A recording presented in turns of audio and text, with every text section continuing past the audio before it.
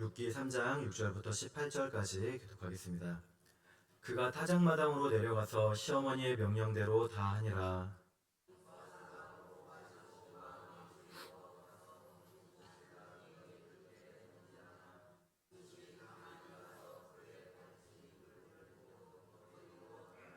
밤중에 그가 놀라 몸을 돌이켜 본즉 한 여인이 자기 발치에 누워 있는지라.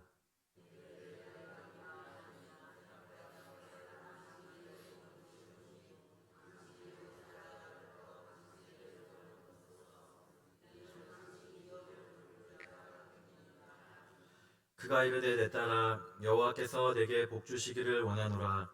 내가 가난하건 부하건 젊은 자를 따르지 아니하였으니 내가 베푼 인애가 처음보다 나중이 더하도다.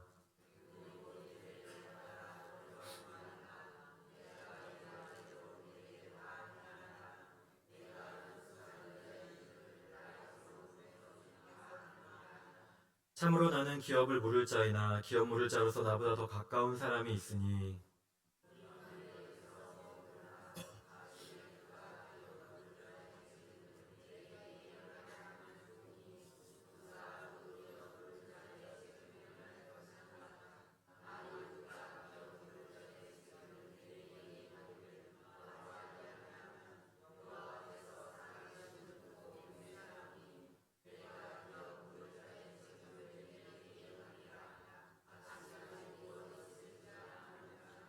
룻이 새벽까지 그의 발치에 누웠다가 사람이 서로 알아보기 어려울 때에 일어났으니 보아스가 말하기를 여인이 타작마당에 들어온 것을 사람이 알지 못하여야 할 것이라 하였음이라.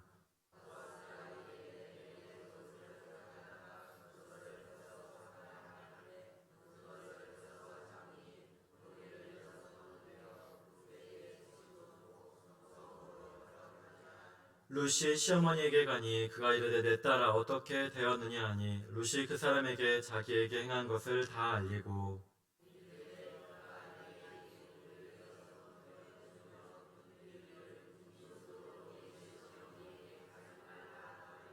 함께 읽겠습니다.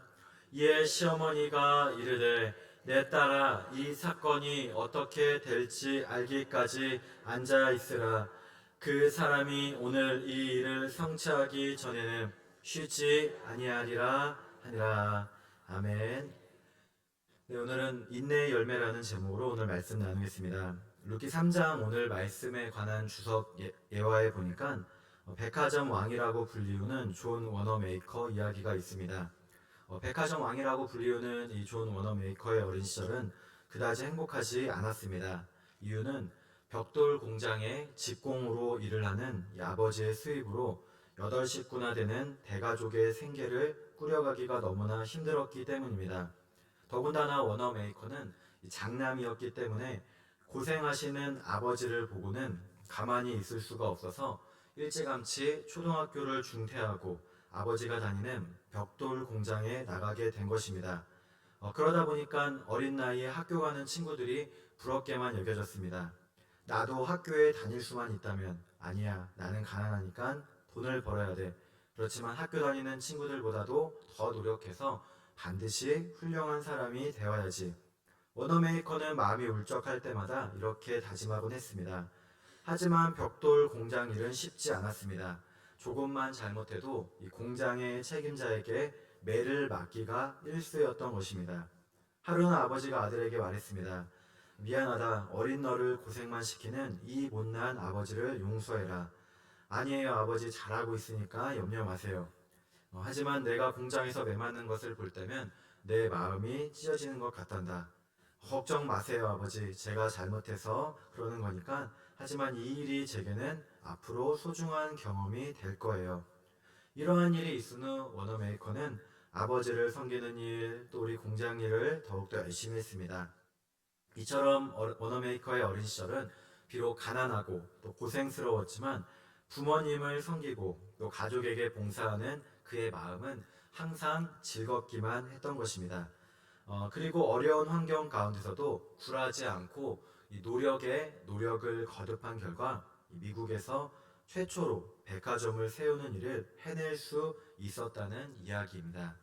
오늘 말씀의 룻도 마찬가지입니다. 룻도 이렇게 어려운 삶을 살고 또 이렇게 힘들게 살았지만 하나님의 도우심과 은혜를 잊게 된 것입니다.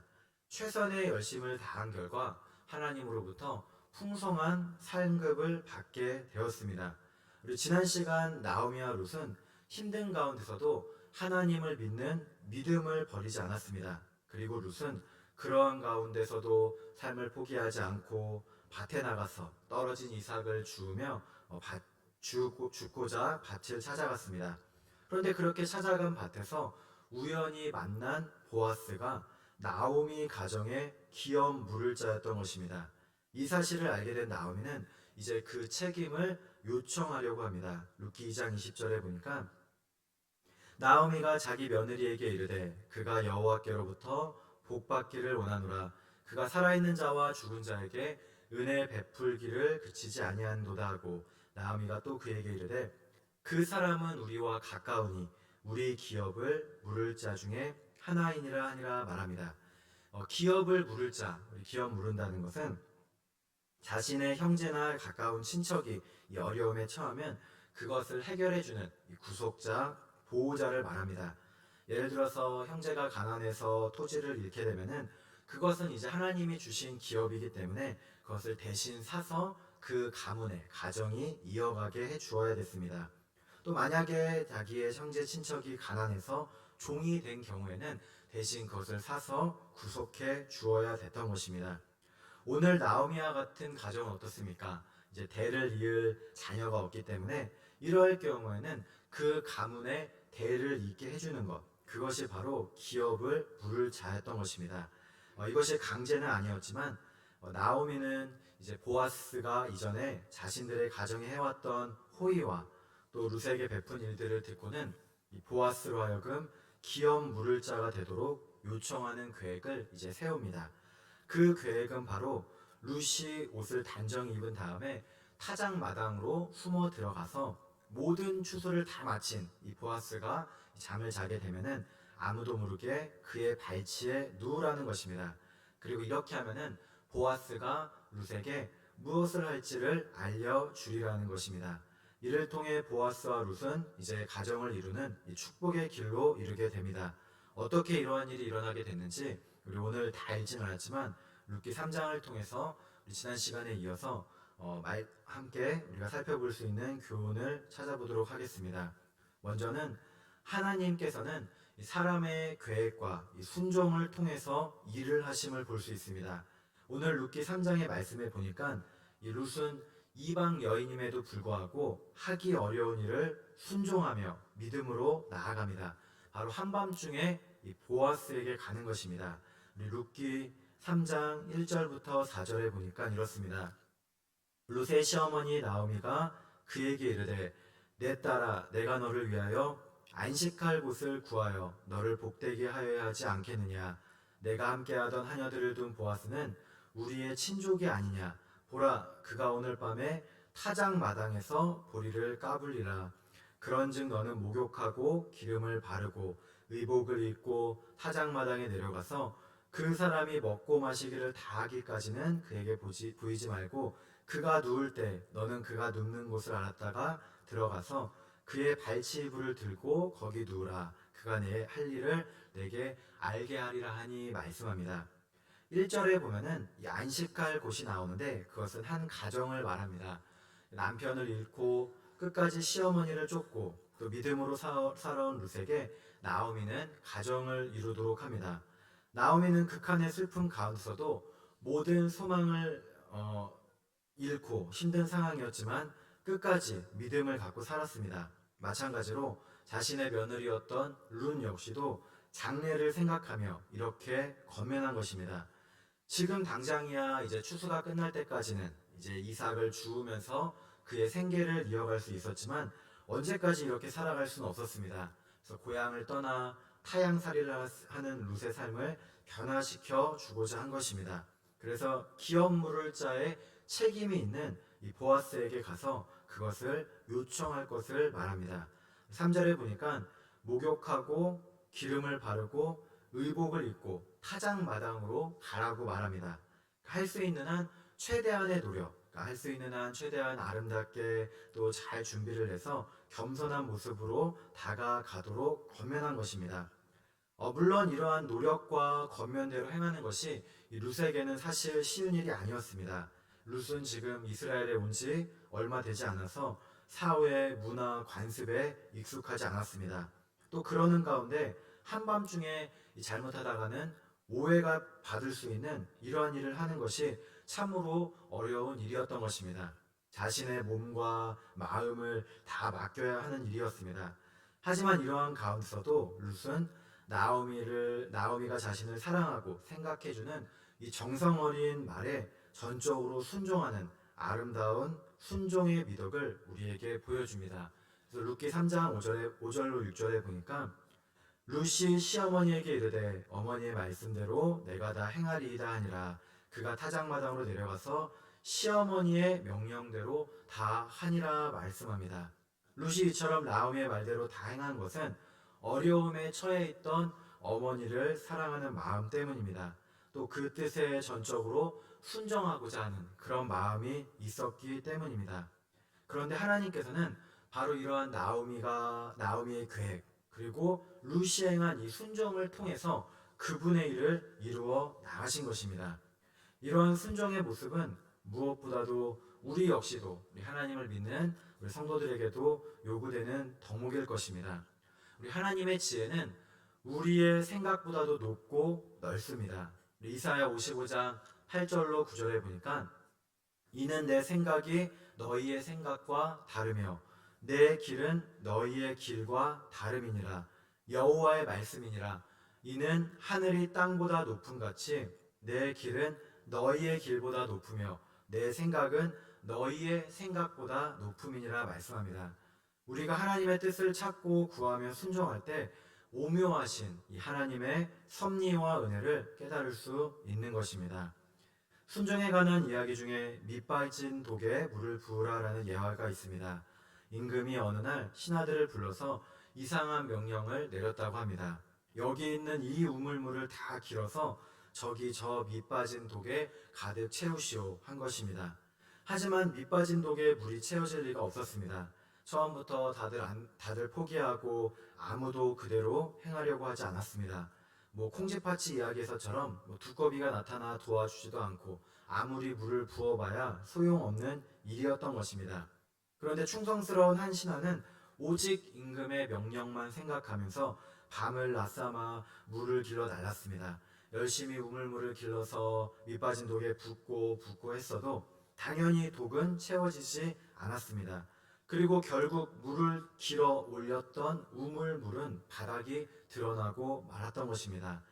그런데 우물 바닥에 무엇인가 번쩍이는 것이 보였습니다. 그것은 엄청나게 큰 황금 덩어리였습니다. 신하는 임금 앞에 가서 무릎을 꿇고는 임금님 용서하소서 독에 물을 채우지 못했습니다. 그런데 우물 바닥에서 이 금덩이를 건졌나이다 했다는 것입니다. 그러자 임금은 빙그레 웃으면서 말했다고 합니다. 밑빠진 독에 물을 채우겠다고 우물이 바닥나도록 수고했구려. 그대는 참으로 충성스러운 신하요. 그 금덩어리는 그렇게 순종하는 신하를 위해 준비된 것이라오. 그러면서 금덩이를 줄 뿐만 아니라 우리 신하를 귀하게 썼다는 이야기입니다. 이 땅의 세상의 지혜와 꽤 이익을 따라 살아가는 사람들이 많이 있습니다. 그러다 보면은 우리가 하나님의 말씀에 순종하지도 못할 뿐더러 때로는 사람의 생각을 쫓다가 죄악된 길로 걸어가기도 합니다. 하지만 우리는 그렇게 되어서는 안 되겠습니다. 우리 시편 1편 1절 말씀에 복 있는 사람은 악인들의 꾀를 따르지 아니하며 죄인들의 길에 서지 아니하며 오만한 자들의 자리에 앉지 아니하고 말씀합니다. 언제나 죄의 길에서 떠나서 우리 순종의 길, 말씀대로 살고 예배드리는 삶을 사시기를 소망합니다. 우리 그럴 때 만물의 주인 되신 하나님께서 잘하였도다 착하고 충성된 종아 우리 하시며 우리의 순종을 기뻐 받아 주실 것을 믿습니다. 우리 오늘도 내가 깨닫고 알아야 될 하나님 말씀 또 내가 순종해야 될 것이 있으면 믿음으로 구하며 나아가시기를 소망합니다. 두 번째 오늘 말씀을 통해 볼 것은 이러한 순종의 노력만이 전부가 아니라 하나님의 은혜와 섭리로 인도함을 받게 되는 것을 보게 됩니다. 이 보아스는 이제 추수를 다 마치고 나서 그동안 수고한 일꾼들과 함께 이 연회를 베풀었습니다. 그리고 이렇게 잔치를 마친 다음에 곡식단들을 쌓아둔 노젓가리 곁에서 우리 곡식단 더미에 누워서 잠을 잤습니다. 그런데 바로 그때 룻은 나오미가 말한 대로 그의 발치 이불을 들고 거기 누운 것입니다. 7절에 보니까 보아스가 먹고 마시고 마음이 즐거워 가서 곡식 단 더미 끝에 눕는지라 룻이 가만히 가서 그의 발치 이불을 들고 거기에 누웠더라 말씀합니다. 그리고 8절에 보니까 밤중에 그가 놀라 몸을 돌이켜 본즉 한 여인이 자기 발치에 누워 있는지라 그러면서 보아스는 밤중에 깜짝 놀라서 룻을 발견하고는 묻습니다. 9절에 보니까 이르되 내가 누구냐 하니 대답하되 나는 당신의 여종 루시오니 당신의 옷자락을 펴 당신의 여종을 덮으소서 이는 당신이 기업을 물을 자가 대민이다 하니 말합니다. 룻은 보아스에게 자신은 종이라고 겸손하게 낮춥니다. 그리고는 이제 보아스의 날개 아래서 보호받기를 원합니다. 그렇게 전합니다. 보아스는 나오미와 룻 가정의 이 기업 물을 자, 이들 가정에 책임이 있는 자임을 알려주는 것입니다. 이때 보아스는 룻의 청을 거절할 수도 있었습니다. 꼭 그가 아니어도 이것을 해야 될 사람이 있었고 또 강제 조항이 아니었기 때문입니다. 그런데 보아스는 그동안 룻이 살아온 삶을 익히도록 알고 있었습니다.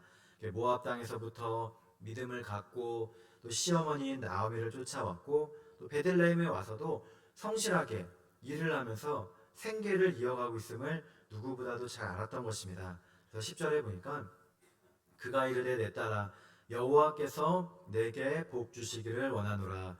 내가 가난하건 부하건 젊은 자를 따르지 아니하였으니 내가 베푼 인애가 처음보다 나중이 더하도다 말합니다. 룻이 요구한 대로 행할 것을 말하는 것입니다. 그러니까 룻은 젊은 여인이었음에도 불구하고 시어머니를 쫓아 베들레헴으로 왔고 또 자신 남편의 기업을 잇기 위해서 젊은 남자를 따라 연애하거나 시집가지 않고 이러한 노력을 행하며 순종한다는 것입니다. 이러한 룻의 희생적인 사랑에 대해서 보아스는 내가 베푼 인애라고 표현합니다. 여기서 인애는 히브리어 헤세드를 말합니다. 하나님께서 베풀어 주시는 사랑, 자비, 은혜입니다. 그런데 룻은 바로 이러한 사랑과 자비와 은혜를 행했다는 것입니다.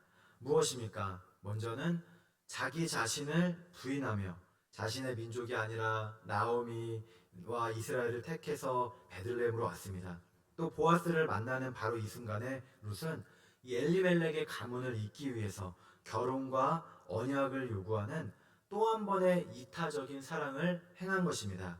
이처럼 룻은 자신이 마음에 드는 더 다른 누군가를 찾기보다는 어머니인 나오미를 위해서 또 가정에 순종하며 헌신한 것입니다. 이러한 룻의 헌신과 사랑에 대해서 보아스는 내가 베푼 인애를 말하면서 룻을 인정하고 칭찬합니다. 그리고 그것에 희생과 사랑에 감동한 보아스는 자신 역시도 룻과 나오미에게 이 사랑을 베풀고자 하는 것입니다. 기업 물을 자의 책임을 감당하고자 했습니다. 나오미의 계획과 또 룻의 순종을 통해 이루어진 이 일은 이제 보아스가 이것을 받아들임을 통해서 좋은 결말을 맺기까지 나아가게 됩니다. 그런데 사실 우리가 알 것은 바로 하나님께서 실로 이 모든 것을 다 주관하시고 인도하셨음을 볼 수 있다는 것입니다. 믿음을 잃지 않고 끝까지 주님을 붙들고 살아온 나오미에게 또 룻에게 하나님은 큰 사랑과 은혜와 자비를 허락해 주셨습니다. 날마다 손늘 샘물 큐티집에 보니까 수월하지 않을 때 느껴지는 은혜라는 간증글이 있습니다. 인천의 정강희 집사님의 글인데 어느 날 밤 이제 늦은 시간까지 이어지는 이 층간 소음과 또 둘째 아이가 출산하는 바람에 이제 이사를 결심하고 어렵게 아파트 제일 이제 꼭대기층을 찾아서 구해서 계약했다고 합니다. 그런데 부동산 가격이 급등해서 이사를 3주 남기고 계약이 파기된 것입니다.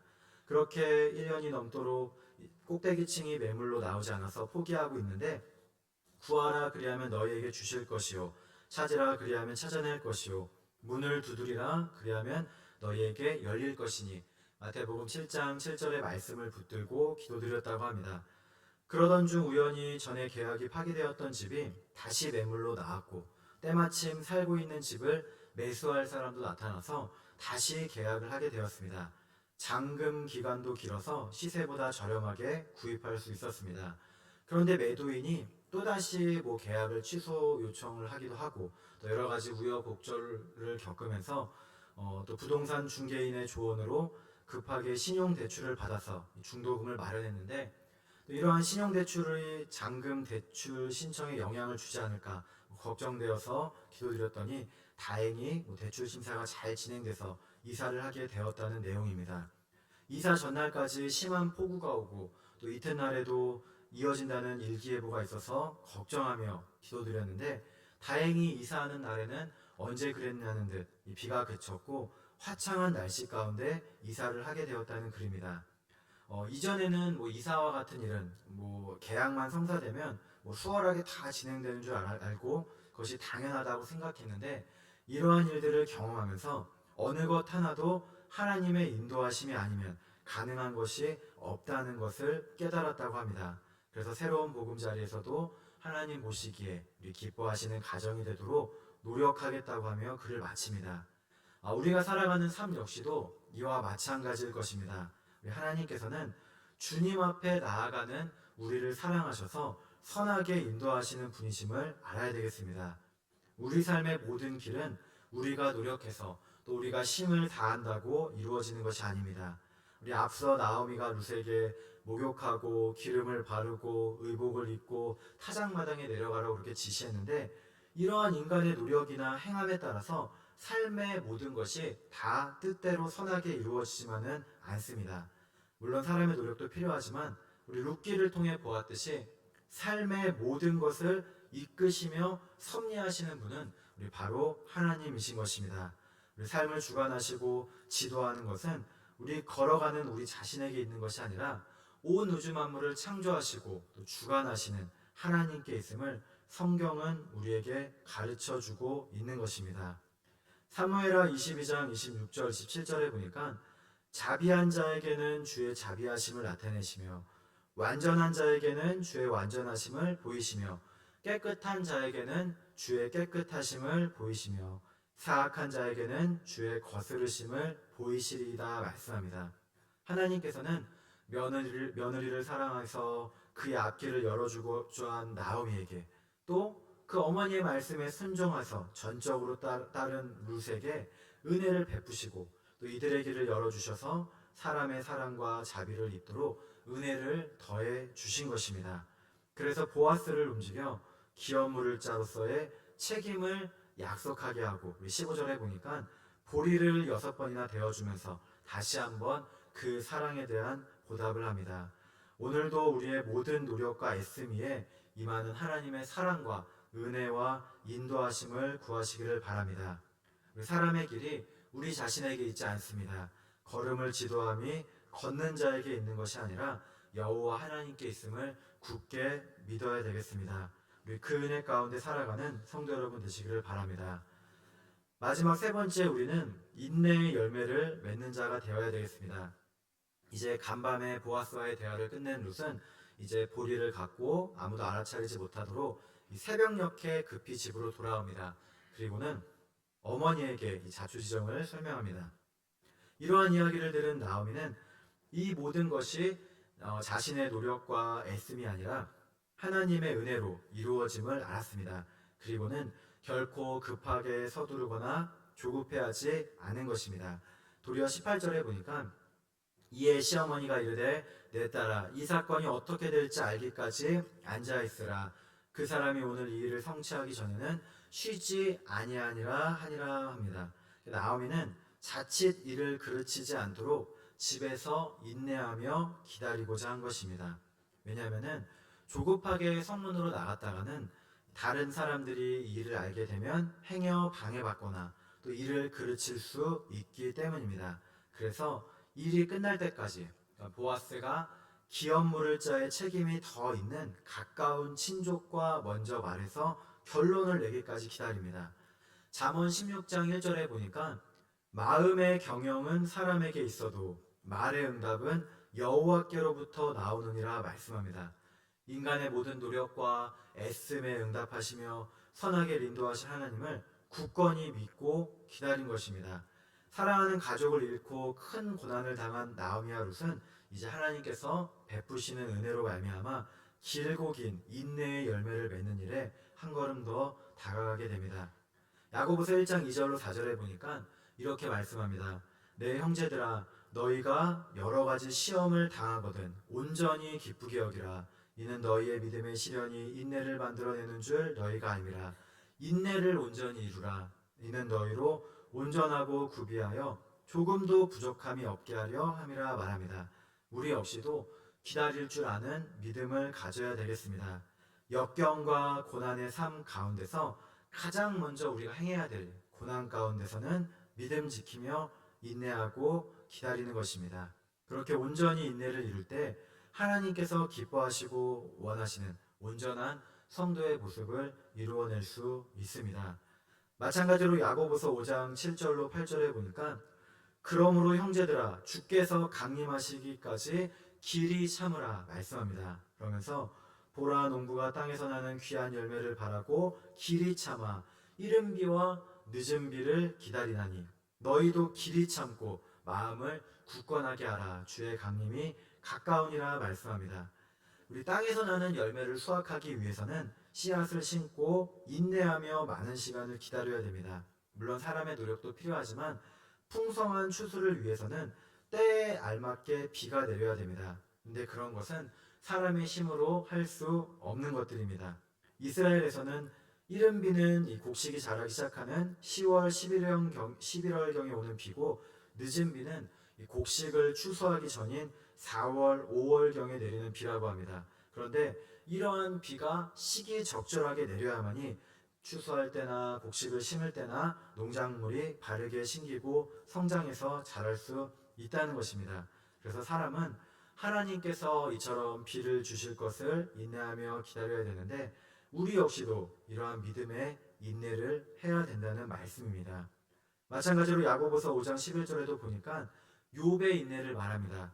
너희가 욥의 인내를 들었고 주께서 주신 결말을 보았거니와 말합니다. 욥은 큰 고난과 어려움 가운데서도 믿음으로 인내했습니다. 마침내 그 인내에 대한 귀한 결실을 맺어서 성경에서는 인내의 대표 선수, 믿음의 대표 선수가 된 것입니다.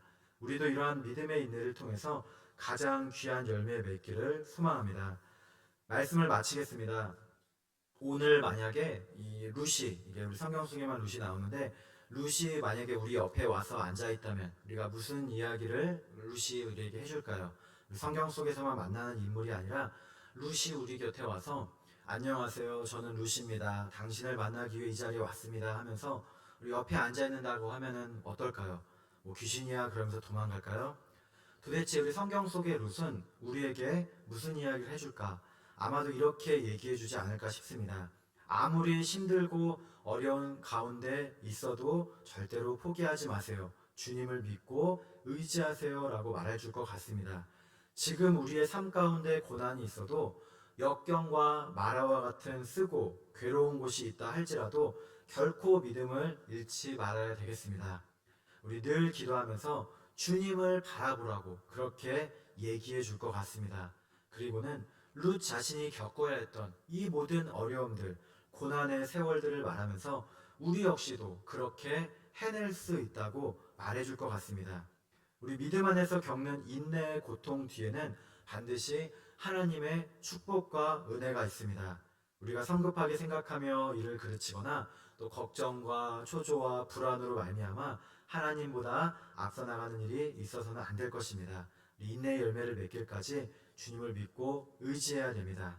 우리 큰 고난을 겪은 나오미 역시도 우리가 생각할 때 어떻게 그렇게 불같은 시험 가운데서도 그렇게 하나님의 징벌이라고 말한 가운데서도 포기하지 않는 믿음을 가졌는지 참으로 대단하게 느껴집니다.